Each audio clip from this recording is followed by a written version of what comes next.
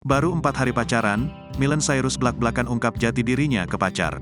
Belum lama ini Miley Cyrus menjadi topik hangat di publik karena mengandeng kekasih baru. Bagaimana tidak, Miley Cyrus berhasil menarik perhatian publik dengan mengandeng sosok pria. Hal ini terlihat saat Miley Cyrus menghadiri ulang tahun anak Aurel Hermansyah, Aminah Hana Nur Atta.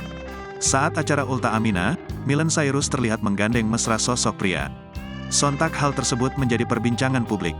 Seperti yang diketahui, Miley Cyrus adalah salah satu transgender di Indonesia. Meski seorang transgender, Miley Cyrus nampak cantik dan seksi. Keberanian Miley Cyrus mengumbar kemesraan bersama kekasihnya membuat banyak netizen menyorotinya. Sebelum mendatangi ulang tahun Aminah, Miley Cyrus sudah kedapatan jalan bareng. Bahkan ia juga nampak melakukan ritual melukat bersama dan membuat tato couple. Banyak netizen bertanya-tanya terkait jati diri Miley Cyrus sebenarnya. Rupanya Miley Cyrus mengaku sudah belak-belakan kepada sang kekasih jika dirinya transgender. Tak disangka jika sang kekasih menerima semua kekurangan Miley Cyrus. Kekasih Miley Cyrus ini bernama Lionel Lee. Lionel Lee ini berasal dari Australia. Miley Cyrus mengaku sangat bucin dengan Lionel Lee ketika sang kekasih bisa menerimanya apa adanya.